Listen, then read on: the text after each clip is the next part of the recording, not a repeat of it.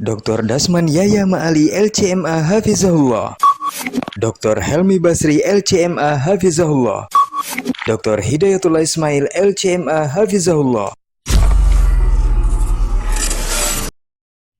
Ketahuilah bahwa ketika kita mengikuti sebuah majelis ilmu, itu sesungguhnya Allah sedang memberikan kepada kita sekian banyak fadilah dan keutamaannya. Karena sungguh sangat mulia orang-orang yang berada di majelis ilmu. Orang-orang yang berada di majelis ilmu adalah orang-orang yang akan dimudahkan baginya jalan menuju surga Allah. Dalam hadis dikatakan oleh Rasulullah sallallahu alaihi wasallam, "Man salaka tariqan yaltamisu fihi ilman, sahalallahu lahu tariqan ilal jannah."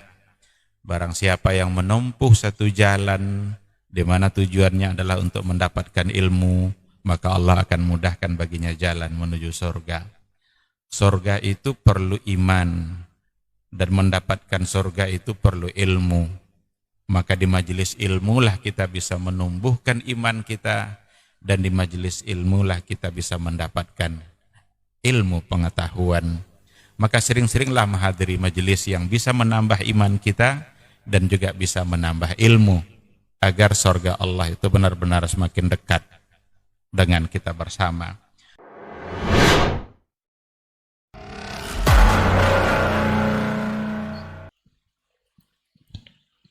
Bismillah. Assalamualaikum warahmatullahi wabarakatuh.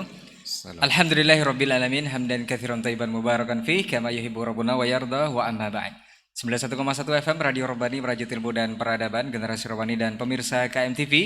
Alhamdulillah senang sekali kita kembali berjumpa di program sebenarnya yang sudah lama kita tunggu-tunggu, yaitu Pondasi Podcast Dakwah Islami. Dan untuk kesempatan malam hari ini kita sudah bersama guru kita yang sangat luar biasa, dan di sela-sela kesibukan beliau bisa juga menyempatkan waktu untuk berbincang bersama kita untuk malam hari ini. Bersyukur kita kepada Allah Subhanahu wa taala, kemudian salawat dan salam kepada Nabi Muhammad sallallahu alaihi wasallam selaku qudwah dan uswah hasanah kita dalam kehidupan. Kita bermohon salawat ini tersampaikan selalu kepada seluruh keluarga beliau, para sahabat, dan juga tentunya kepada orang-orang yang senantiasa istiqomah menjaga dan menjalankan ajaran serta sunnah-sunnah beliau hingga hari kiamat kelak. Baik, Generasi Rabbani dan pemirsa KMTV, kita malam hari ini akan berbincang mengenai satu judul, yaitu Hanya Dia Yang Tahu. Sebenarnya kalau udah judul Hanya Dia Yang Tahu, sudah selesai podcast kita, karena sudah hanya Dia yang tahu, tidak perlu lagi dibahas. Tapi kita akan bahas selama lebih kurang 1 jam ke depan seperti apa dan bagaimana nanti tema kita ini, dan berbicara tentang apa bersama guru kita Ustaz Dr. Helmi Basri LCMA Hafizahullah Ta'ala. Kita sapa dulu beliau. Assalamualaikum Ustaz. Waalaikumsalam warahmatullahi Khair Ustaz. Alhamdulillah. Nah, baik, barakallahu fiik Ustaz. Malam hari ini kita akan berbicara mengenai sebuah judul Ustaz, yaitu Hanya Dia Yang Tahu. Ini sebenarnya kalau dibahas-bahas juga tidak perlu lagi kita bahasannya, karena sudah Dia saja yang tahu. Tapi seperti apa dan bagaimana nanti kita akan berbincang Ustaz selama lebih kurang 1 jam ke depan insyaallah. Dan mudah-mudahan antum semua yang menyimak di malam hari ini bisa memetik manfaat, khususnya kita yang berbincang juga. Untuk pertama mungkin kita akan mengawali dari pembahasan yang sebenarnya ini sudah diwahyukan kepada Nabi Muhammad SAW. Yang pertama kali kita tahu Nabi itu menerima wahyu pertama di Gua Hira kalau nggak salah Ustaz ya. Nah, itu yang diturunkan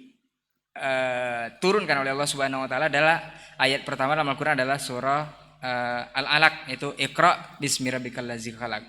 Itu Nabi disuruh baca. Tapi sebenarnya Nabi kan tidak baca tulis, Ustaz ya, tidak bisa baca tulis atau ummi. Sementara Nabi disuruh baca. Nah, ini merupakan perkara yang gaib sebenarnya, kalau bisa bahasakan menjurusnya itu perkara gaib. Kenapa bisa Nabi diperintahkan seperti itu padahal semuanya gaib bagi Nabi? Dan kita tahu juga rukun iman sendiri sebagai kita orang yang beriman, itu semuanya berbicara tentang hal-hal atau perkara-perkara yang gaib. Beriman kepada Allah, Allah gaib. Malaikat juga gaib, dan hari kiamat dan seterusnya. Ini kenapa bisa? Dan bagaimana seharusnya kita dengan hal-hal gaib ini Ustaz? Falyatafadhal mashkuran. Na'am Ustaz. Baik, bismillahirrahmanirrahim. Alhamdulillah wassalatu wassalamu ala Rasulillah wa ala alihi wa sahbihi wa man tabi'ahu bi ihsanin ila yaumiddin. para pendengar, para pemirsa yang dimuliakan Allah dimanapun berada, alhamdulillah kita kembali dimudahkan oleh Allah Subhanahu Wa Taala untuk berpodcast ya. Nah, Dan kita harus bersyukur untuk itu karena itu adalah salah satu dari cara bagaimana kita mengisi waktu kita dengan hal-hal yang positif untuk belajar, dan belajar itu sendiri adalah sebagai perintah dari agama, maka berbelajar itu adalah ibadah. Kita juga mengajak kita semua untuk bisa tetap berselawat kepada Rasulullah Sallallahu Alaihi Wasallam. Mudah-mudahan kita tetap menjadikan beliau sebagai panduan, sebagai pedoman dalam setiap aktivitas yang kita lakukan. Mudah-mudahan di akhirat kelak kita bisa mendapatkan syafaat dan pertolongan dari beliau atas izin Allah Subhanahu wa Ta'ala. Baik, tema kita pada malam hari ini adalah hanya Dia yang tahu. Dia di sini tentu adalah Allah Subhanahu wa Ta'ala. Dan kalau hanya Dia yang tahu, berarti kita sudah dapat dipahami bahwa kita akan berbicara tentang persoalan hal-hal yang gaib, perkara-perkara gaib dalam agama atau perkara-perkara gaib dalam kehidupan keseharian kita. Dan ternyata memang persoalan gaib itu bagian terpenting dari Islam. Kalau seandainya Islam itu ada yang bersangkutan dengan perkara-perkara yang zahir, amalia zahir, dan ada juga hal-hal yang berkaitan dengan perkara-perkara yang gaib. Perkara-perkara yang zahir itu masuk dalam kategori Islam. Kalau perkara-perkara yang gaib itu masuk dalam kategori iman. Kenapa masuk dalam kategori iman? Karena iman itu artinya percaya. Kita harus meyakininya padahal tidak pernah kita melihatnya. Maka yang dituntut di situ adalah bagaimana kita bisa percaya, bukan untuk menganalisanya. Karena bukan ruang atau wilayah di mana di situ logika dikedepankan atau akal bermain. Atau akal yang bermain. Tapi yang dikedepankan di situ adalah benar-benar hati yang bisa percaya. Itulah sebabnya dalam agama kita ini ada yang masuk dalam kategori Islam dan ada yang masuk dalam kategori iman. Pentingnya persoalan gaib itu juga bisa kita lihat dari awal-awal ayat yang ada dalam Al-Quranul Karim, di mana baru saja Allah menyampaikan firman-Nya dalam urutan Al-Quran ya, bukan dalam nuzulnya. Ketika Allah mengatakan bahwa Al-Quran itu adalah hudal lil muttaqin, lalu setelah itu allazina yu'minuna bil ghaib, mereka-mereka yang beriman dengan perkara-perkara yang gaib. Jadi al-muttaqin itu, orang-orang muttaqin itu panduannya adalah Al-Quran, hudan dzalikal kitab. Dan orang-orang muttaqin itu adalah orang-orang yang yu'minuna bil ghaibi, orang-orang yang memang benar-benar meyakini dan percaya kepada perkara gaib. Allah wajib kita percaya, padahal tidak pernah kita lihat. Dan itu membuat orang-orang mulhid pada masa Rasul dulu menolak keberadaan Allah karena dia hanya mau percaya kepada apa yang mereka bisa lihat. Dikiranya semua yang ada itu mesti terlihat. Nah, itu kan kalau akal mengatakan seperti itu. Semua yang ada berarti dapat dirasa, dapat diraba, dapat dilihat. Dan itu tidak ada pada Allah, berarti tidak ada. Nah, orang-orang beriman, orang-orang yang muttaqin, yu'minuna bil ghaibi. Mereka mesti percaya. Kita wajib percaya kepada akan adanya nanti hari hisab, hari akhir, hari kiamat, di mana amal kita akan ditimbang. Jauh nanti masanya yang akan datang. Rasul sudah sampaikan. Kenapa Rasul sampaikan hal yang gaib? Karena Allah yang memberitahukannya. Walaupun Rasul tahu, tapi Rasul tak akan pernah bisa mengetahuinya tanpa diberitahukan oleh Allah Subhanahu wa Ta'ala. Oleh karena itu tetap saja yang tahu itu hanyalah dia. Kita wajib percaya kepada malaikat. Malaikat nggak bisa kita akal-akali. Kalau di hari Jumat ada malaikat yang akan mencatat orang-orang yang hadir. Ketika khatib sudah naik mimbar, malaikat menutup catatannya. Jangan diakal-akali. Tengok di pintu kiri, pintu kanan, pintu belakang, kok tidak ada malaikat. Wa ma yalfizu min qaulin illa ladaihi raqibun atid. Apapun yang terlafaz oleh lidah kita ada raqib, ada atid. Yang baik ada pencatatnya, yang buruk ada pencatatnya. Satu sebelah kiri, satu sebelah kanan. Tengok kiri, tengok kanan, ternyata tidak ada. Jadi sekali lagi, persoalan gaib itu yang dikedepankan adalah hati. Bukan rasio, bukan logika, bukan akal. Karena perkara-perkara gaib kalau mau diakal-akali memang tidak akan ada nyambungnya. Padahal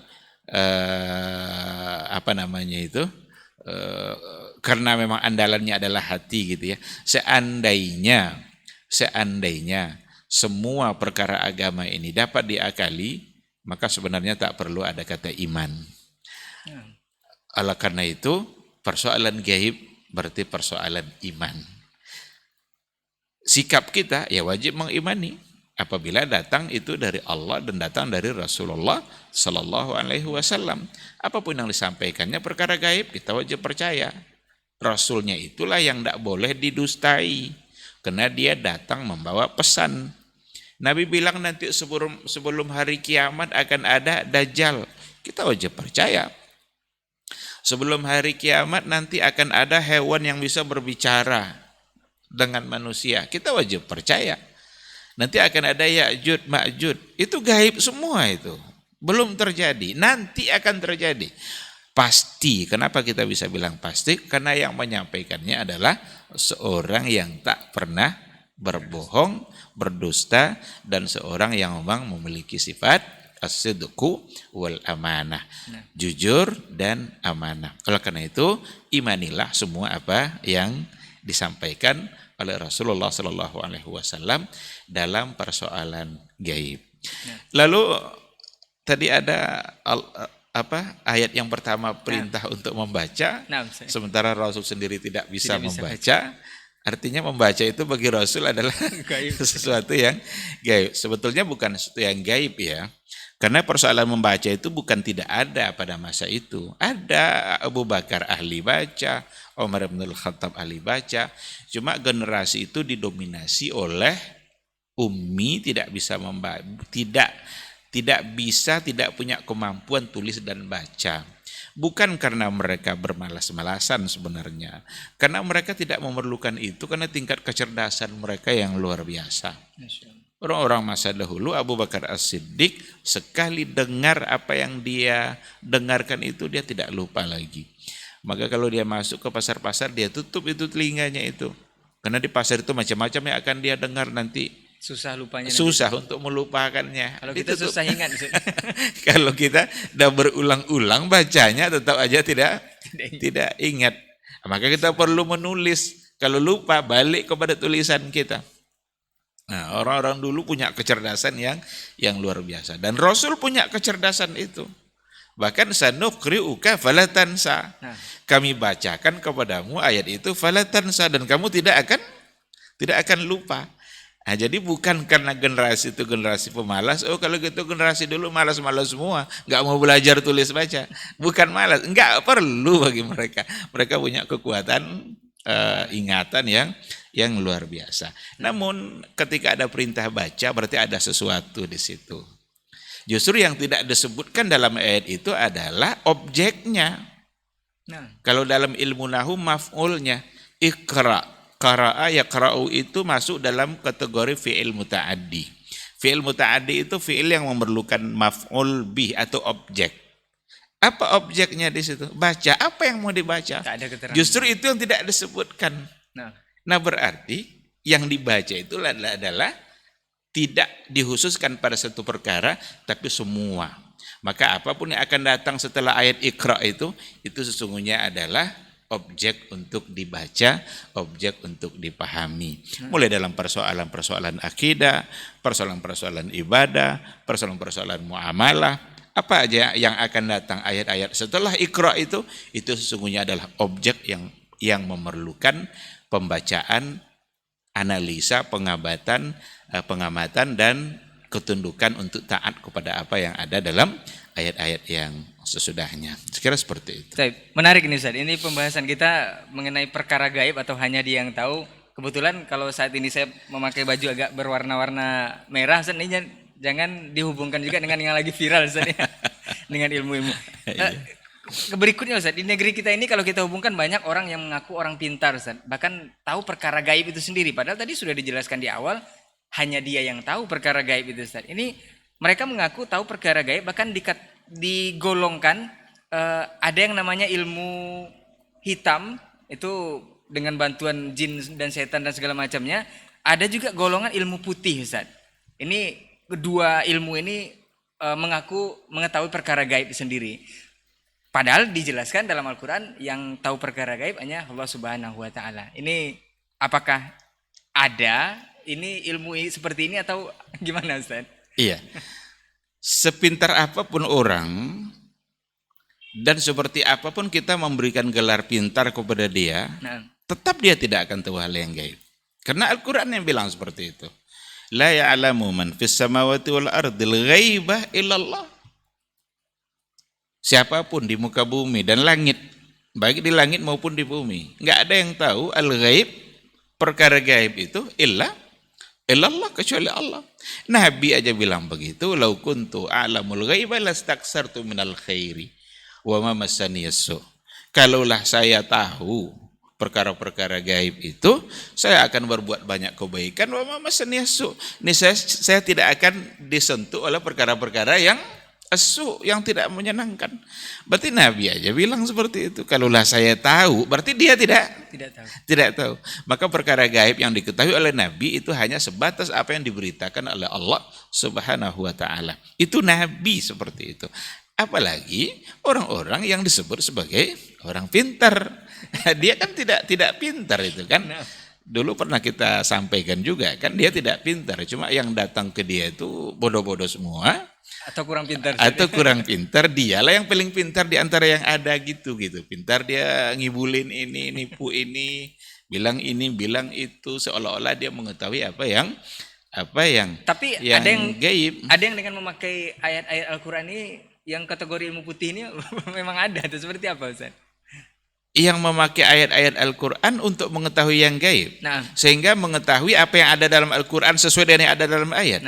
Ya silakan saja. Berarti dia memberitahukan apa yang telah disampaikan oleh Allah dalam Al-Quran atau yang disampaikan oleh Nabi dalam hadis-hadisnya. Umpamanya ada orang ingin memberitahukan apa yang akan terjadi, umpamanya sebagai asratus sa'ah, sebagai hari pertanda hari kiamat. Ada tanda kecil, ada tanda besar. Itu silahkan saja. Tetapi kalau seandainya ayat yang disalahgunakan, seolah-olah ini adalah sesuatu yang agar dianggap benar, maka dibawa-bawalah di situ ayat-ayat Allah untuk meramal-ramal apa yang akan terjadi, untuk memberitahukan apa yang akan terjadi di masa yang akan datang. Mau disebut ilmu putih, mau disebut ilmu hitam, itu kita khawatir itu adalah sesuatu yang memang menyimpang dalam perkara agama. Apa mungkin disebut ilmu putih ini karena dari casing atau penampilan juga seperti orang soleh, Ustaz, bersorban, berpeci, dan yang disarankan kepada orang yang membutuhkan pertolongannya ini juga hal-hal yang baik, Ustaz. Kita memohon kepada Allah, kita meminta kepada Allah, jangan tinggalkan sholat, lakukan wirid ini, lakukan wirid itu. Ini iya, itu berarti nasihat. Kalau dia berikan nasihat, ada orang yang barangkali selalu merasakan hatinya gelisah, tidak pernah tenang. Lalu diberikan nasihat oleh seseorang, oh kalau begitu kamu sering banyak-banyak baca Al-Quran, jangan tinggalkan sholat, baca zikir pagi dan sore, sering atau banyak-banyaklah beristighfar. Itu sebagai sebuah nasihat. Dan itu tidak ada masalah.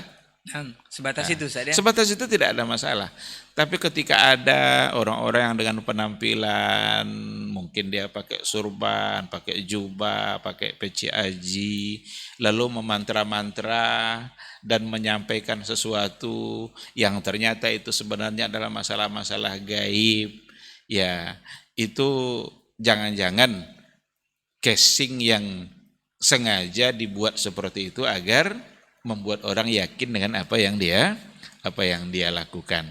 Karena banyak juga dia sebenarnya dukun tapi penampilannya adalah penampilan seperti orang-orang yang memang membuat orang yakin dengan penampilan dia itu, atau berpenampilan seperti orang-orang soleh, orang-orang yang taat kepada Allah, tapi pada hakikatnya dia adalah seorang dukun yang sama dengan orang-orang yang dukun-dukun lainnya. Itu tentu perkara yang perlu diwaspadai. Tapi untuk pengobatan dalam Islam sendiri ada diajarkan Rasul, ada yang namanya ruqyah. Ruqyah ini apakah dibolehkan atau ada aturan tertentu dari ruqyah ini yang membedakannya dengan dukun, kalau kita boleh sebut dukun ilmu putih tadi Ustaz, yang berpenampilan seperti seorang yang soleh tapi menyarankan wirid-wirid tertentu yang sebenarnya tidak ada dalam Al-Quran. Apakah bagaimana cara membedakannya dengan ruqyah ini sendiri? Ya. Ruqyah itu ada dua. Ada ruqyah syar'iyah, ada ruqyah syirkiyah. Ada ruqyah syar'iyah masyru'. Ruqyah itu sebenarnya secara bahasa itu artinya mantra-mantra, bacaan-bacaan. Innar ruqa wat tamaim. Kan ada sesuatu yang digantungkan, baca-bacaan yang digantungkan di lengan bayi umpamanya, atau dikalungkan di lehernya, digulung-gulung kecil jadi kalung, atau di pinggang saja. Atau di pinggang. Sebenarnya itu ada sesuatu. Innar ruqa wat tamaim. Itu kan bagian dari kesyirikan. Tapi ruqyah itu ada yang syar'iyah. Kalau seandainya yang dibaca-baca itu adalah doa-doa maksurat atau ayat-ayat Al-Quranul Karim, umpamanya Al-Fatihah atau An-Nas Al-Falaq, Al-Ikhlas. Itu semua adalah ayat-ayat Al-Quran atau doa-doa maksurat yang boleh dijadikan untuk bacaan-bacaan pada ruqyah. Ada seseorang pada masa Rasul dulu yang di dalam rumah ada yang sakit, badannya terasa panas, lalu ada sahabat yang lewat, dia panggil ke dalam rumah. Tolong tengok apa keadaan yang sakit ini. Dia minta satu gelas air putih.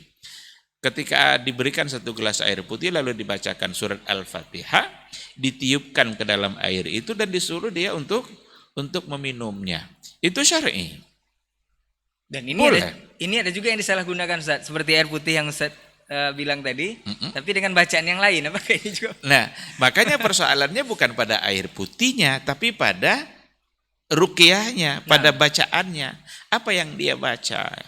Nah, kalau seandainya ternyata yang dia baca itu adalah mantra-mantra yang gak jelas apa bunyinya, atau dijelaskan hanya kata pertama saja, bisminya aja yang jelas, selebihnya kita tidak tahu lagi, ini perlu dicurigai. Boleh ditanya, kira-kira yang Bapak baca tadi apa? Oh, enggak bisa, itu ilmu khusus. Ini wajib diragukan. Karena kalau memang yang dibacanya adalah ayat-ayat Al-Quran, tidak akan pernah dia menyembunyikan. Karena tidak mesti dia yang membaca, orang lain juga bisa membaca. Bahkan diri kita sendiri juga bisa baca. Boleh itu kalau kita biasakan, umpamanya kita ambil air putih, pagi kita minum umpamanya, lalu sebelum kita minum kita bacakan Al-Fatihah sekali atau 3 kali, lalu kita tiupkan ke dalam gelas dan kita minum sendiri. Itu bentuk dari ruqyah syar'iyah yang dibaca jelas ada ayatnya. Jadi cara membedakannya nanti, kalau dia tidak mau menyebutkan mantra apa yang dia baca, itu dukun. Karena itu ilmu tersendiri bagi dia yang hanya khusus untuk dia. Tapi kalau seandainya dia sampaikan, oh begini nanti kamu sampai ke rumah baca aja sendiri. Ini doanya, ini ayatnya. Ini doa yang datang dari Nabi, doa-doa ma'thurat. Kalau itu yang dia lakukan, itu insya Allah bukan sebagai seorang dukun. Ilmu putih Ustaz ya. Kalau mau dikatakan ilmu putih, silahkan dikatakan ilmu putih karena terang gitu ya, jelas ya. Disebut ilmu gelap itu kan karena ilmu hitam itu kan karena gelap, kan enggak terang dia kan. Nah, jadi gitu kalau untuk cara membedakannya. Nabi pun pernah dalam itu dalam satu riwayat dikatakan Nabi kan pernah terpengaruh oleh sihirnya Labid al-A'sam, seorang Yahudi. Dan itu berpengaruh kepada badan Rasul, terasa sedikit agak panas-panas. Itulah penyebab dari turunnya surat Al-Falaq dengan An-Nas. Berarti ini satu bukti lagi kalau Nabi tidak ada ilmu kebal Ustaz ya. Betul, berarti Nabi sebagai seorang manusia yang berlaku padanya Tetap terkena sifat-sifat kemanusiaan. Cuma ya tidak seperti kesurupan atau apa, jangan dibayangkan seperti itu. Tapi ada pengaruh panasnya itu. Demamnya Rasulullah, tapi datang Jibril untuk membawa ayat tadi itu Al-Falaq dengan An-Nas, maka disebutlah itu dengan Al-Mu'awwidzatain, dua surat perlindungan. Mu'awwidzatain itu kan untuk melindungi diri kita, doa untuk melindungi diri kita dari gangguan-gangguan makhluk gaib, makhluk halus, yang berjumlah 11 ayat. 5 tambah 6, satu Al-Falaq, satu An-Nas. Ternyata penyihir Labid al-A'sam itu menyihir melalui 11 buhul, 11 tali yang diikat-ikat. Setiap kali dibacakan satu ayat, putus satu ikatan, baca ayat yang kedua, putus lagi satu ikatan, dan yang membacanya adalah Jibril kepada Rasulullah Sallallahu Alaihi Wasallam. Ketika selesai dibaca, putuslah 11 tali yang sudah dimantra-mantra oleh pesihir Labid al-A'sam dari Yahudi itu.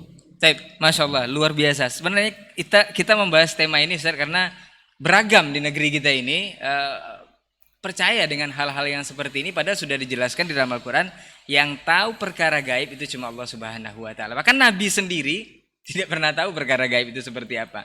Nah, berikutnya Ustaz, ketika ini apakah Ustaz mau menjawab atau klarifikasi atau seperti apa? Fenomena yang sedang naik saat ini di mana-mana kita lihat di media sosial, apakah di TV dan segala macamnya, ketika seorang ustadz atau pendakwah atau ahli ilmu agama mengingatkan bahwa datang ke dukun atau mempercayai dukun itu adalah perbuatan syirik, itu tidak digubris Ustaz. Padahal itu dakwah kita udah dari mungkin bertahun-tahun yang lalu, sebelum kita ini juga sudah ada dai-dai kita atau ustadz-ustadz kita mengingatkan bahwa datang ke dukun, datang saja itu sudah mengganggu keislaman atau keimanan kita. Tapi giliran seorang yang punya kemampuan sulap membongkar atau mengatakan bahwa ini adalah pembodohan atau perbuatan yang tidak diridhoi oleh Allah Subhanahu Wa Taala, itu jadi viral, itu jadi heboh Ustaz. Banyak yang ini bagus dan segala macamnya, bahkan menganggap itu adalah suatu hal yang bagus, yang memuji-muji seseorang yang membongkar ini. Ini seperti apa fenomena ini kita menyikapinya Ustaz? Iya, memang satu kesalahan kalau seandainya ada di antara para ustaz, para duat yang telah menyampaikan bahaya syirik, yang salah satunya adalah datang kepada para dukun atau tukang ramal, lalu tidak mau diterima, yaitu sebagai satu kesalahan. Karena ustadz itu telah menyampaikan hal-hal yang benar dalam beragama sesuai dengan dalil-dalil yang ada. Nabi kan bilang, man ata'arrafan fasaddaqahu faqad asyrak atau faqad kafar. Barang siapa yang mendatangi para tukang tenung, paranormal, para dukun, orang-orang yang sok tahu masa depan, datang, ia fasaddaqahu, kemudian ia benarkan, faqad asyrak, dia telah berbuat syirik. Bahkan ada kalau faqad asyrak atau faqad kafar, dia telah kufur, karena dia mempercayai sesuatu yang ada pada orang yang sebenarnya itu hanya Allah yang tahu masa depan itu hanya Allah. Sekarang dia minta sesuatu kepada dukun, umpamanya biar bisnisnya lancar, biar masa depannya berbahagia, biar dapat jodoh yang baik, biar jodohnya bertahan lama, langgeng gitu kan, cari mantra-mantranya. Dia salah.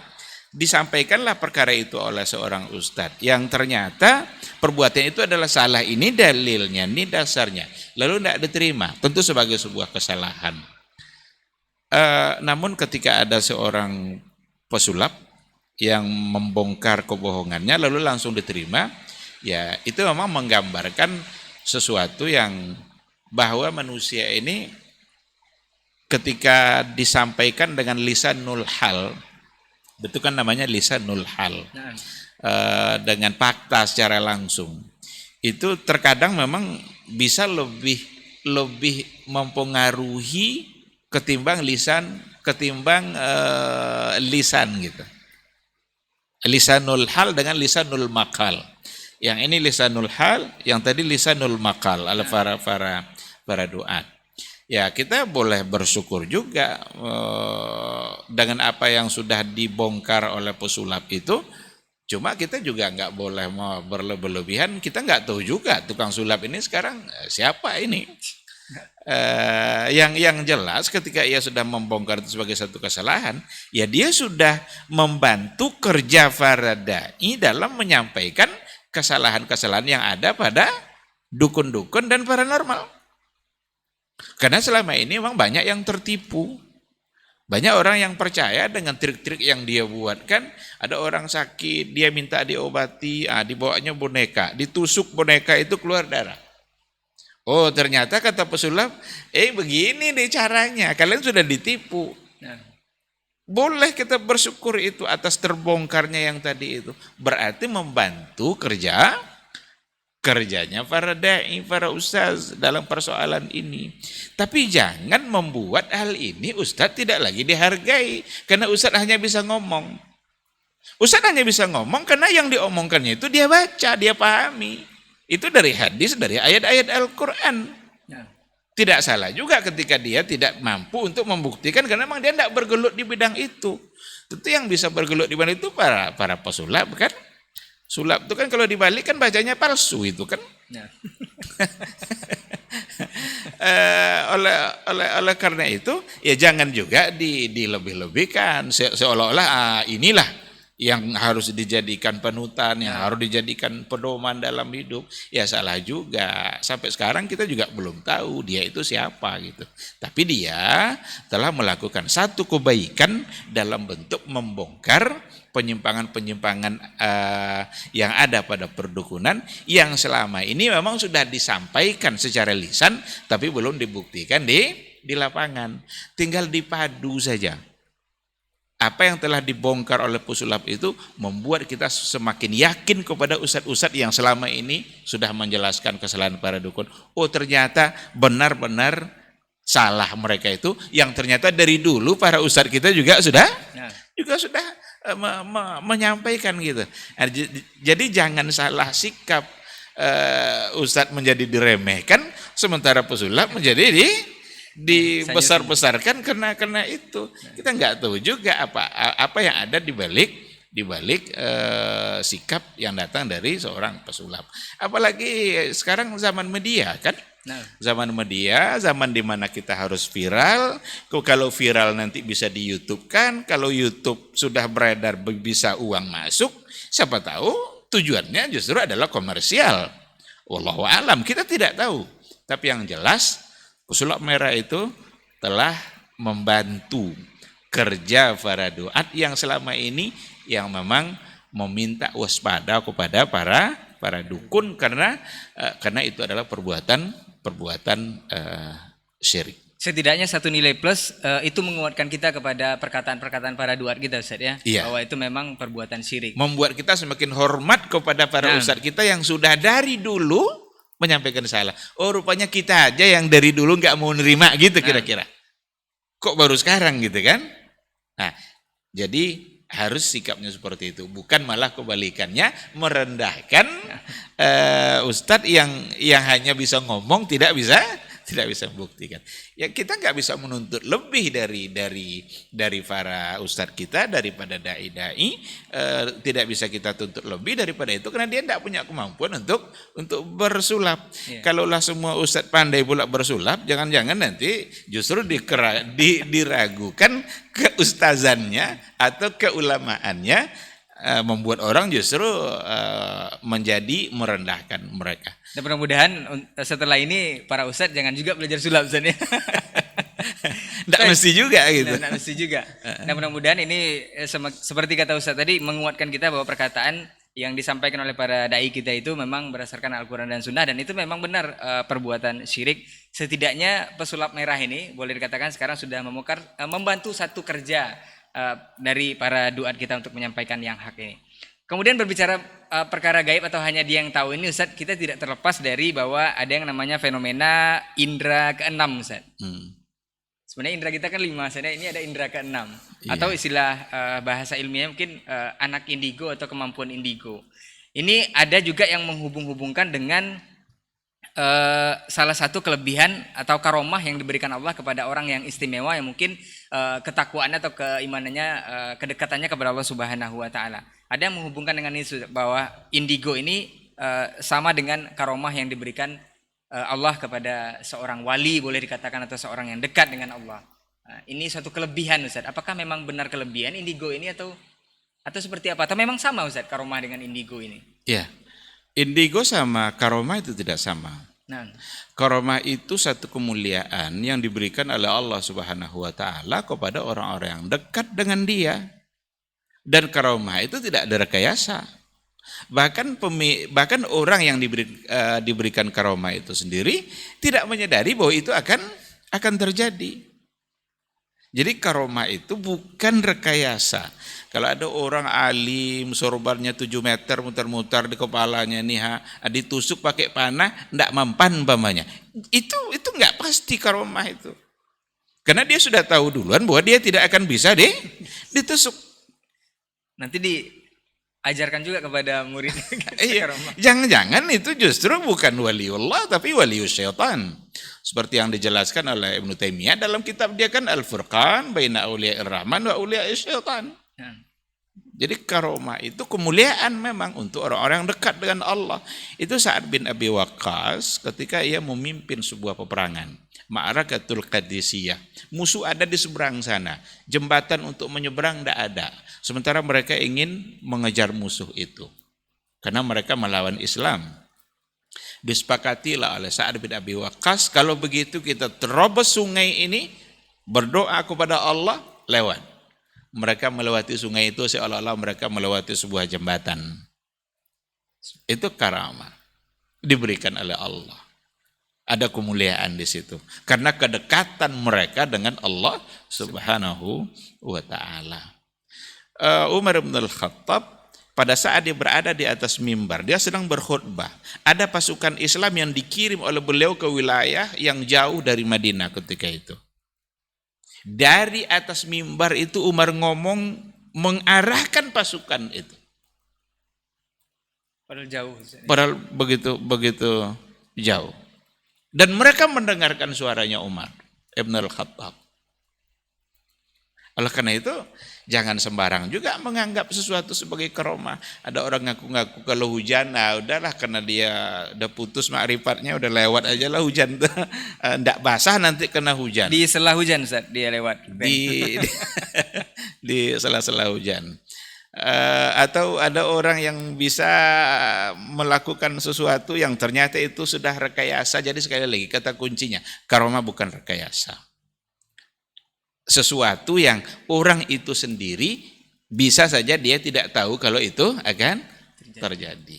Dan tidak bisa diulang Ustaz. Tidak bisa diulang. Kalau untuk Rasul kan ya bisa namanya mukjizat kan. Untuk Rasul kan disebut sebagai mukjizat. Berapa banyak hal-hal yang diberikan oleh Allah kepada Rasulullah Sallallahu Alaihi Wasallam. Dan Islam yang kita punya ini tidak membuat kita langsung memiliki kelebihan yang direka-reka tadi itu, yang rekayasa tadi itu. Enggak, karena nabi aja saat berperang itu bisa luka-luka dia kan Nah, kena tumitnya, berdarah tumitnya. Ketika hijrah ke Taif, padahal dia nabi, ya kan? Kalaulah bisa membuat dia kebal, nabi enggak akan kena tuh kan. Ya kalau ada orang ngaku-ngaku hari ini nggak bisa ditusuk pakai pisau, nggak bisa ditembak umpamanya, nah itu justru perlu dicurigai. Walaupun penampilan yang Islami. Lalu kalau indigo itu kan biasanya ditujukan kepada anak-anak ya, nah, anak indigo. Kalau orang sudah dewasa kayaknya nggak ada sebut-sebut lagi indigo ya, tapi biasa pada anak ya. Itu ada pada anak-anak yang dia sepertinya punya kelebihan. Apa namanya itu, hyperacting gitu ya, sering dikaitkan dengan bisa melihat makhluk bisa lain, melihat makhluk gaib, juga bisa menebak-nebak masa depan. Itu sebenarnya sulit untuk dikatakan sebagai sebuah kelebihan. Jangan-jangan itu adalah sebagai sebuah kekurangan. Kenapa bisa? Sebuah kekurangan atau sebuah penyakit, dan kalau penyakit tentu bisa diobati. Karena kalau dia meramal masa depan, ya kan belum terjadi juga, kenapa kita bisa percaya? Kan sekarang dia masih kecilnya, lalu ia tebak-tebak masa depan.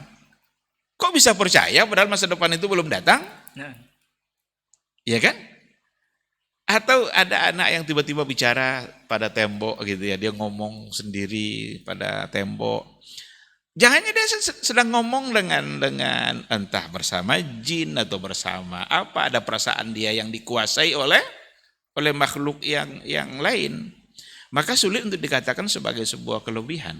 Kita khawatir anak-anak seperti itu kalau tidak diobati, nanti ketika dewasa dia sulit untuk melawan gangguan-gangguan dan bisikan-bisikan yang ada ketika dia masa kecil itu. Oleh karena itu banyak yang menganjurkan para pakar-pakar juga, kalau di kedokteran belum selesai itu penelitiannya itu tentang indigo itu. Belum bisa dijawab secara tuntas oleh para dokter gitu. Apa sebenarnya itu? Masih memerlukan penelitian lebih jauh. Tetapi yang ahli-ahli agama yang lainnya banyak menganjurkan ya itu sebaiknya coba diruqyah. Coba dia diruqyah, apakah dia terjadi sesuatu gitu kan, apa nanti ada efek dari ruqyah itu, apakah dia kesurupan dan lain sebagainya. Maka tidak mesti kita bangga ketika kita memiliki anak yang bisa meramal masa depan, karena itu membahayakan akidah kita juga. Membahayakan akidah ayahnya, akidah ibunya, akidah abang-abangnya. Kalau ia ramal coba nanti kehidupan ayahnya, lalu ramalannya ternyata buruk, berarti seorang ayah akan berpegang kepada ramalan seorang anak, dan itu belum pasti, dan itu membuat dia sudah menjadi takut gitu kan. Nah oleh karena itu sebaiknya diobati, karena itu bukan kelebihan, tapi justru lebih tepat dikatakan sebagai kekurangan atau sebagai penyakit. Itu saya kira, wallahu a'lam, saya tidak pernah juga membaca secara detail bagaimana itu indigo itu seperti apa gitu ya. Tapi sekilas dari apa yang pernah saya tahu, ya seperti itu. Karena kembali lagi kepada judul kita, hanya dia yang tahu. Hanya dia yang tahu, hanya Allah yang tahu.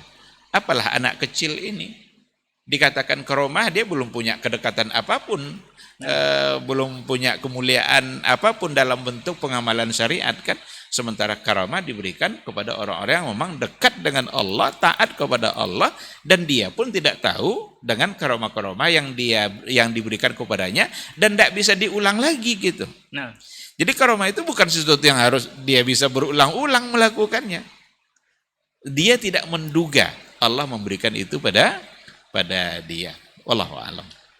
Tapi yang pastinya untuk persoalan indigo ini memang kalau dari sekilas penjelasan tadi memang ini suatu kekurangan sebenarnya Ustaz ya. Lebih tepat dikatakan satu kekurangan. Karena hukum asalnya kita ini sebenarnya tidak bisa melihat perkara yang gaib itu Ustaz ya. Hukum asalnya tidak bisa melihat hal yang gaib, dan hukum asalnya normalnya manusia itu tidak seperti itu gitu. Nah, Jadi normalnya manusia itu kan dia biasa aja kan. Nah ketika ada indigo yang di luar daripada kebiasaan, berarti perlu dipertanyakan gitu. Kenapa ini? Ada apa? abnormal berarti. Berarti abnormal gitu. Taib. Allah a'lam. Nah, Ustaz. Kemudian masih terkait perkara gaib atau hanya dia yang tahu nih, Ustaz. Ini suatu fenomena lagi, Ustaz. Bahkan ini juga banyak dijadikan oleh para orang-orang yang membolehkan hal ini atau perkara ini, Ustaz. Berbicara dengan orang mati apakah dibolehkan, Ustaz? Kemudian katanya mayit bisa mendengar dan menerima doa. Dan kita disunahkan untuk mengucapkan salam ketika kita ziarah, Ustaz. Assalamualaikum ya ahlad diyar atau semacamnya seterusnya. Ini dijadikan alasan bolehnya bertawasul atau meminta kepada mayit. Ini seperti apa penjelasannya, Ustaz? Orang yang sudah mati, kenapa dia disebut mati? Berarti telah terputus dia dari kehidupan. Nah, Tidak ada lagi fungsi-fungsi kehidupan yang ada pada diri dia. Sebelumnya mata bisa melihat, telinga bisa mendengar, lidah bisa bicara ketika hidup. Kalau sudah mati, disebut mati itu karena semua fungsi tadi sudah terputus. Berarti tidak ada lagi fungsi pendengaran, tidak ada lagi fungsi mata, tidak ada lagi fungsi lidah. Dia tidak akan lagi berbicara sama kita. Karena dia sudah mati. Oleh karena itu, orang mati bukan tempat di mana kita berbicara dengan dia. Berbicara dalam artian mengkhitab dia untuk berkomunikasi. Karena sudah terputus. Kenapa kita diminta untuk mengucapkan salam? Kita ucapkan salam ketika kita berada di kuburan, itu bukan kita ingin mendengarkan jawabannya. Itu karena kita mau dan karena kita diminta oleh Rasul untuk mendoakan, dan salam itu adalah bagian dari doa. Assalamualaikum ya ahlal kubur atau assalamualaikum ya ahlad diyar. Berarti kita ucapkan salam. Bukan berarti kita minta agar salam kita dijawab. kalau dijawab repot, Ustaz. Kalau dijawab justru malah. Kalau kita salam sama orang hidup, kita ingin salam kita didengar. Kalau tidak dijawabnya, kita malah nanya, kamu kok nggak jawab tadi salam saya? Karena dia masih hidup. Dan hukum itu nggak ada lagi pada orang mati. Maka tidak boleh kita meminta-minta lagi kepada orang sudah mati.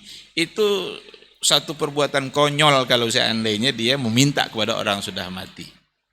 Meminta kepada orang yang masih hidup dalam keadaan berjauhan saja nggak bisa. Berarti dia gaib bagi kita. Dia masih hidup, betul kan? Sekarang ayah kita di kampung, kita minta dari sini, hei ayahku, begini, nggak boleh itu. Karena dia gaib bagi kita. Dia pun masih hidup. Nah sekarang dia sudah mati. Tentu status dia sudah mati itu lebih jauh lagi daripada ketika dia masih hidup. Nah, kalau dia ada di depan kita, lalu kita menyampaikan sesuatu yang memang dia bisa untuk melakukan, boleh. Ayah, kasih saya uang. Saya besok mau beli buku. Ayah itu ada sama kita di depan kita. Dan kita minta ke dia. Dan dia insya Allah bisa memberikan. Boleh. Tapi kalau kita meminta kepada dia, walaupun ada depan kita, untuk sesuatu yang dia tidak bisa, maka syirik. Bisa menjadi salah. Karena kita meminta sesuatu yang hanya Allah yang bisa. Hei ayahku, tolong. Nah, kita sebutkan sesuatu di masa depan yang hanya Allah yang bisa. Itu sudah salah. Jadi yang boleh itu meminta kepada dia yang masih hidup di hadapan kita untuk perkara-perkara yang memang dia bisa melakukannya. Itu aturannya. Nah, ini masih hidup itu kan? Nah sekarang yang dilakukan oleh orang meminta, oleh sebagian ya, bukan semua, meminta kepada dia yang sudah mati, berada dalam kubur, meminta sesuatu yang hanya Allah yang bisa. Karena dalil doa tadi Ustaz, ucapan salam tadi Ustaz, bisa Karena mendengar ucapan salam. Diminta kita untuk mengucapkan salam bukan berarti kita diminta untuk meminta juga kepada orang-orang yang dikubur. Kita ucapkan salam itu berarti orang dikubur itu yang membutuhkan doa dari kita. Jadi orang-orang yang sudah mati, orang-orang yang sudah dikubur, dia mengharapkan agar kita mendoakannya. Jangan terbalik. Ini kita yang mengharapkan agar dia yang mendoakan kita. Iya. Nampak enggak apanya itu? Nah, Penyimpangannya. Nah, oleh karena itu agama kita melarang untuk melakukan perbuatan seperti itu. Lakukanlah hal-hal sesuai dengan apa yang dibimbing oleh Rasulullah Sallallahu Alaihi Wasallam. Rasul Sallallahu Alaihi Wasallam ketika Ja'far ibn Abi Thalib selesai dikuburkan. Selesai dia untuk dikuburkan. Betapa Ja'far bin Abi Thalib seorang sahabat yang sangat mulia. Sangat mulia. Tapi kepada para sahabat Rasul bilang, is'alu lahu tasbid fa innahu al-ana yus'al. Tolong doakan saudara kalian itu. Fa innahu al-ana yus'al. Karena sesungguhnya dia sekarang ditanya. Doakan tasbid. Doakan hatinya diberikan ketetapan dan kemampuan untuk menjawab pertanyaan. Padahal Ja'far adalah orang yang sangat mulia. Karena dia adalah sahabat Rasulullah Sallallahu Alaihi Wasallam.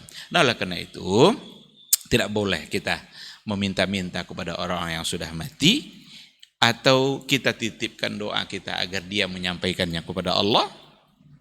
Yang seperti yang tawassul yang dilakukan oleh sebahagian orang, karena dia adalah ulama besar, dia adalah kiai, dia adalah orang yang terhormat, orang mulia, rasanya tidak pantas kalau seandainya kita langsung berdoa kepada Allah.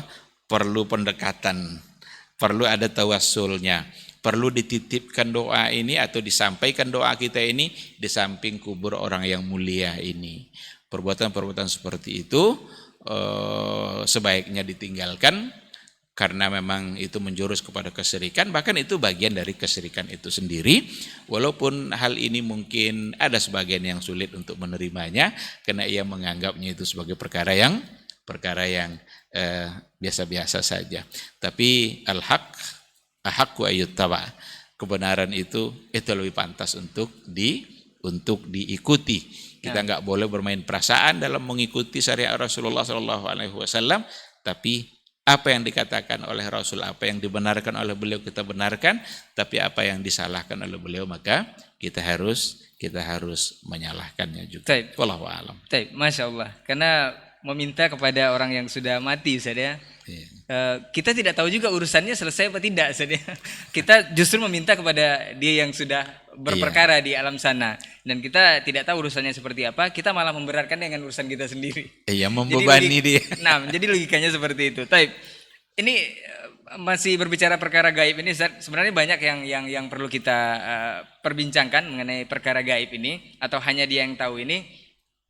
Katanya balik kepada dukun atau orang pintar tadi, Ustaz.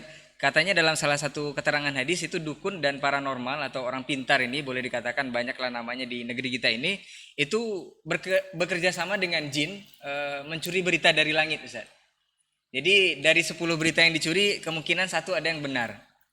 Berarti dengan alasan ini dimainkan lagi akalnya, Ustaz. Berarti dukun pasti ada benarnya, karena dari sekian perkara yang dicuri itu ada beberapa yang benar. Ini kemungkinan benar dukun ada, Ustaz. Jadi banyak yang mendatangi dukun dengan alasan tersebut. Ini seperti apa, Ustaz? Iya. Kalau ternyata ada sesuatu yang benar yang disampaikan oleh para dukun itu kebenaran yang kebetulan. Nah, kebenaran yang kebetulan. Kalau dalam riwayat, kalau tidak salah itu dari 100 informasi dari jin itu 99 salah, satu benar. Berarti ada peluang untuk benar. Nah, ini yang dijadikan celah. Ini yang dijadikan celah. Padahal itu bisa saja sebagai kebetulan. Yang pertama mungkin sebagai kebetulan. Contohnya begini, kalau ada orang buta, kita minta melemparkan batu dan harus kena. Lalu ada banyak orang di sebuah lapangan. Mungkin sampai 200-300 orang. Kita minta orang buta melemparkan ke tengah lapangan itu agar kena seseorang di situ. Lalu kenalah satu orang oleh batunya itu. Apakah kita bilang orang buta pintar? Karena bisa kena dia. Enggak, karena yang dilempar itu banyak. Wajar kena. Karena enggak ada lagi celah batu itu untuk turun kecuali kena pada ini. Itulah tebak-tebakan yang ada pada orang-orang pintar itu. Diramalnya, kamu lahir tanggal berapa, begini-begini. Kalau kamu berarti kerja kamu begini. Dari semua yang disampaikannya, ternyata ada satu yang benar, karena memang itu yang ditakdirkan untuk dia oleh Allah Subhanahu wa taala. Bukan karena tukang ramal tadi pintar, tapi karena memang itu yang ditakdirkan Allah untuk dia. Sama seperti orang buta yang diminta melempar kepada kerumunan orang, bukan karena dia pintar dalam melempar, karena memang orangnya yang jumlahnya sangat banyak. Padahal dalam satu peristiwa bisa aja semua orang punya nasib yang sama yang diramalkan oleh dukun tadi itu. Umpamanya ada sekian orang yang diramalkan nasibnya oleh si dukun tadi. Lalu tiba-tiba semua mereka pergi musafir masuk ke dalam satu sampan, satu kapal. Lalu kapal itu tenggelam, mati semuanya. Kan sama nasibnya kan? Yang ramalan dukun tadi kemana? Oleh karena itu, betapa jauhnya kita dari bimbingan Rasulullah Sallallahu Alaihi Wasallam ketika kita tetap mau percaya kepada ramalan dukun. Kalau mau masa depan menjadi baik, mintalah kepada Allah dan dekatkan diri kita kepada Dia yang mengatur masa depan. Kalau keluarga mau nyaman, jangan cari jimat untuk membuat nyaman itu. Tapi dekat-dekatlah dengan Allah karena Dia yang memberikan kebahagiaan. Ikuti aturan-aturan main yang disampaikan oleh Rasulnya dalam berumah tangga. Laksanakan hak dan kewajiban. Taat kepada Allah, taat kepada Rasul, yakinlah kebahagiaan akan bisa diraih. Kalau diminta kebahagiaan dari dukun yang bermain dengan jin pasti nggak bisa. Karena di antara misi jin itu sendiri adalah untuk merusak hubungan keluarga. Nah, gimana ceritanya kita minta kebahagiaan dari dia sementara misinya adalah merusak keluarga? Tidak mungkin. Yang paling membahagiakan syaitan itu adalah ketika ada suami istri yang bercerai. Kalau ada konco-konconya yang bisa membuat orang tidak sholat, itu biasa-biasa aja begitu itu. Atau membuat orang tidak puasa, itu belum prestasi bagi ketua jin itu tuh. Tapi ketika ada di antara anggotanya yang berhasil membuat gaduh dalam satu keluarga, bahkan sampai terjadi pada perceraian, itu adalah prestasi yang luar biasa. Dikasih reward, dikasih reward oleh ketua jin itu. Nah, sekarang dia minta pula agar bahagia dari itu nggak mungkin. Pakai cara Nabi, jelas. Agama kita sudah jelas. Jangan mau dibodoh-bodohin oleh orang-orang yang suka meramal seperti itu. Wallahu a'lam. Kenapa ini kita bahas generasi Robani dan untuk antum yang sedang menyimak? Karena kita sebenarnya ingin mencari kebenaran, bukan mencari pembenaran, Ustaz ya. Kalau pembenaran ada celah yang masuk. Nah, ini bisa dan ini bisa dan itu bisa. Semuanya bisa. Tapi barangkali kita masih akan berbicara, Ustaz, sebelum kita tutup podcast kita malam hari ini dengan tema Hanya Dia Yang Tahu. Ada yang mengatakan kalau seseorang itu mampu melihat jin atau berkomunikasi dengan hal-hal gaib atau dengan makhluk yang gaib, makhluk astral istilahnya sekarang, itu diragukan syahadatnya, Ustaz. Sampai sebegitunya. Ini apakah memang benar atau seperti apa, Ustaz? Kita harus tahu dulu berinteraksi, berkomunikasi seperti apa. Karena Rasulullah Shallallahu Alaihi Wasallam pernah dia berkomunikasi, bahkan pernah menangkap jin. Rasul sholat lalu diganggu oleh jin itu dan mondar-mandir di depan dia. Maka tidak boleh mondar-mandir depan orang sholat. Boleh kita halangi, kita tolak gini ya. Kalau mau lewat juga dorong sekuatnya. Fa innama huwa syaitan, kata Rasul. Karena sesungguhnya itu adalah syaitan. Maksudnya dia melakukan perbuatan yang disukai oleh syaitan. Suatu ketika setelah sholat Nabi pegang itu. Tangkap itu. Kata Rasul, ingin rasanya saya untuk menjadikan ini sebagai mainan anak-anak Madinah. Mainan itu kan kayak mobil-mobilan gitu kan. Gawat juga kalau jin jadi mobil-mobilan gitu kan. Kalaulah bukan karena doanya Nabi Sulaiman, kan ada doa Nabi Sulaiman kan dia bisa menguasai jin itu sebagai kekuasaan dalam kerajaan yang ada pada Nabi Sulaiman. Dan Nabi Sulaiman pernah berdoa, jangan berikan kekuasaan seperti saya ini kepada orang lain sudah saya. Dan dikabulkan oleh Allah. Kalau komunikasinya seperti tadi, ya Nabi pernah melakukan. Tapi kalau sudah komunikasi dalam artian kapan-kapan dia mau, dia bisa melihatnya, kemudian dia bisa bertanya dan lain sebagainya, ini perlu dicurigai. Karena jin itu adalah makhluk gaib yang mana alamnya tidak sama dengan alam kita. Innahu yarakum huwa wa qabiluhu min haitsu la tarawnahu. Dia bisa melihat kita nggak bisa melihat dia. Alamnya bagi kita itu alam gaib. Kita ini alam nyata. Saya bisa melihat saudara Ray karena alam kita sama-sama nyata. Nah. Tapi kita nggak bisa melihat makhluk yang dia bukan berada pada alam nyata, tapi ada pada alam gaib. Bisa dia menjelma tapi dalam waktu yang tidak lama. Karena bukan alamnya. Kalau bukan alamnya dia tidak bisa lama, sama seperti ikan. Ikan yang sudah biasa hidup di air, dibawa ke darat. Hidup sebentar kan, tapi tidak bisa lama. Harus masuk lagi dia. Nah sekarang ada dia.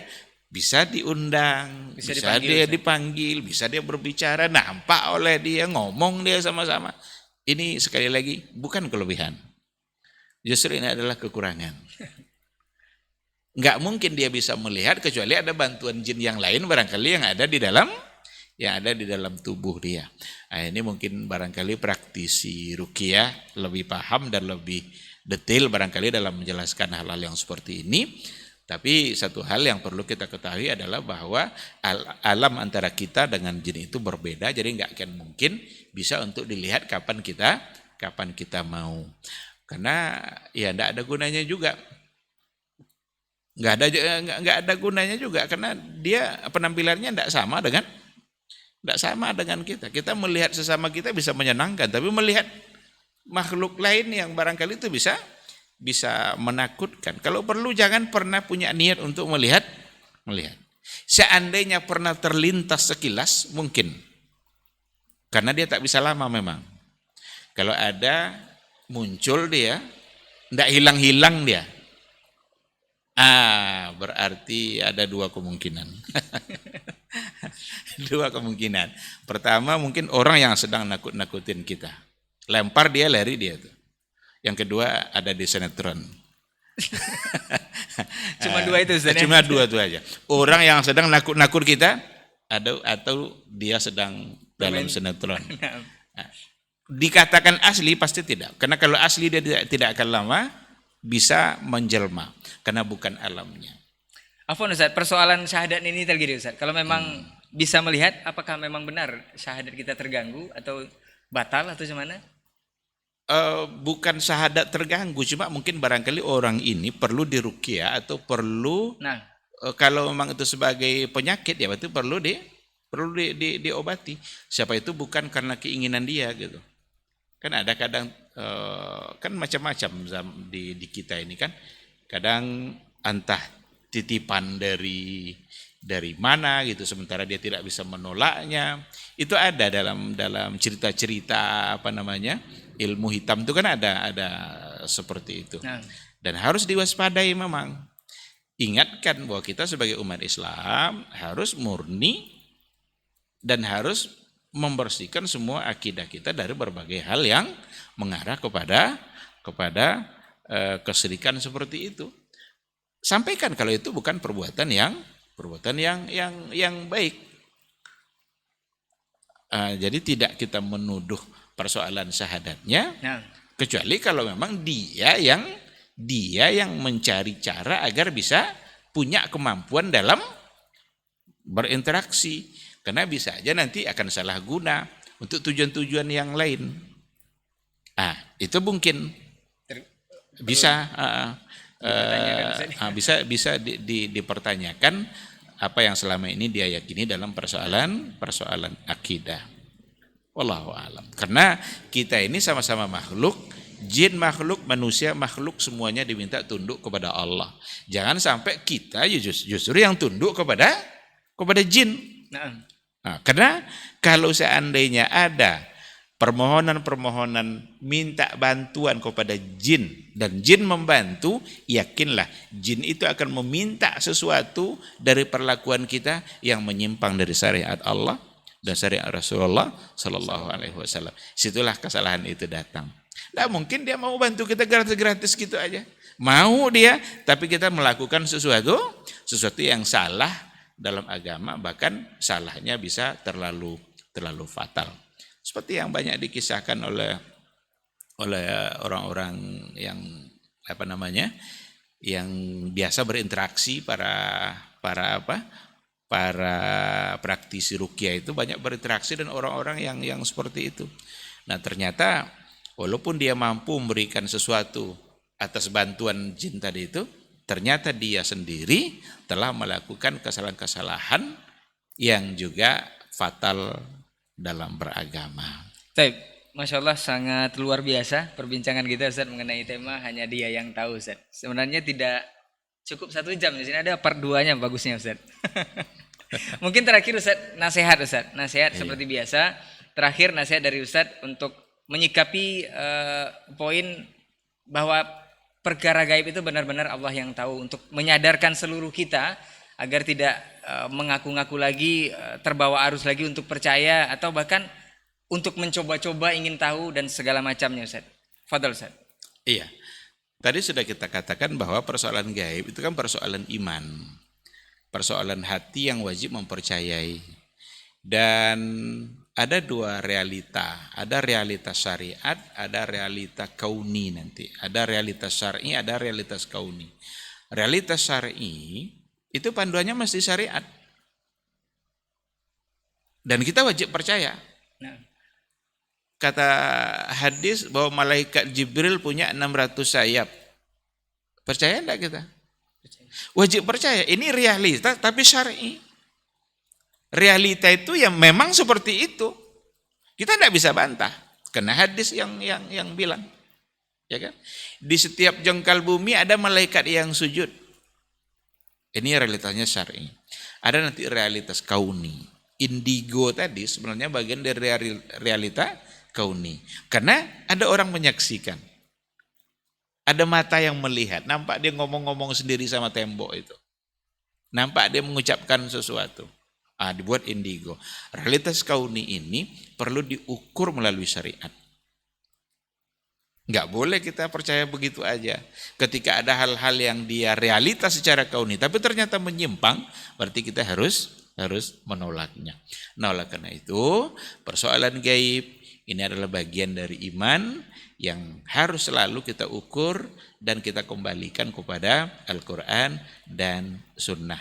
Jangan mudah tertipu dengan apa yang disampaikan oleh orang-orang yang mengaku-ngaku kalau dia mengetahui hal-hal yang gaib. Yang kalau orang-orang itu sudah tertipu, dia akan lebih percaya kepada orang itu daripada kembali kepada kebenaran yang dibawa oleh Rasulullah Sallallahu Alaihi Wasallam. Karena Rasul itu sendiri bagi dia adalah gaib. Sementara dukun yang ada di depan dia konkret bagi dia, nampak nyata. Tapi ini masalah agama, ini masalah iman. Ketahuilah bahwa hidup kita tidak akan selamanya. Nanti kita akan mengakhiri kehidupan kita dan semua kita akan sampai pada titik itu untuk kemudian kita mempertanggungjawabkannya di akhirat kelak. Semua bentuk penyimpangan yang dilakukan selama kita di dunia itu hanya akan menyulitkan kehidupan kita di akhirat. Oleh karena itu, upayakan seminimal mungkin penyimpangan-penyimpangan itu, kalau bisa jangan ada satupun penyimpangan yang kita lakukan. Kalau ada, cepat-cepatlah bertaubat, memohon kepada Allah, beristighfar agar semua yang telah terjadi diampuni oleh Allah Subhanahu wa taala.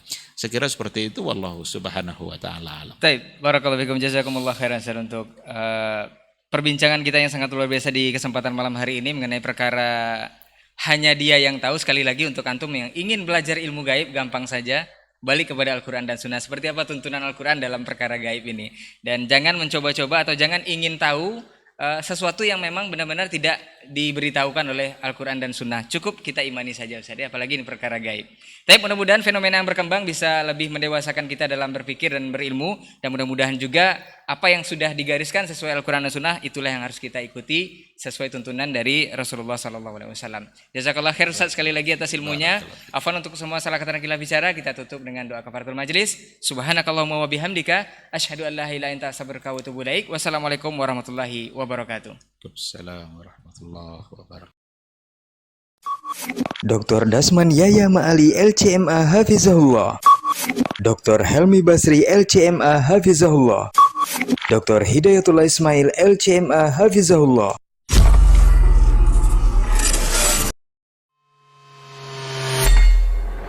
Di para sahabat itu, kaum muslimin, yang terbayang bagi mereka itu adalah infak, yang terbayang bagi mereka adalah sebuah kebahagiaan, keselamatan di akhirat yang kekal dan abadi di sisi Allah tabaraka wa taala. Semua kita boleh klaim sekarang, kamu cinta Nabi, cinta Ustaz. Cinta Nabi, cinta Ustaz.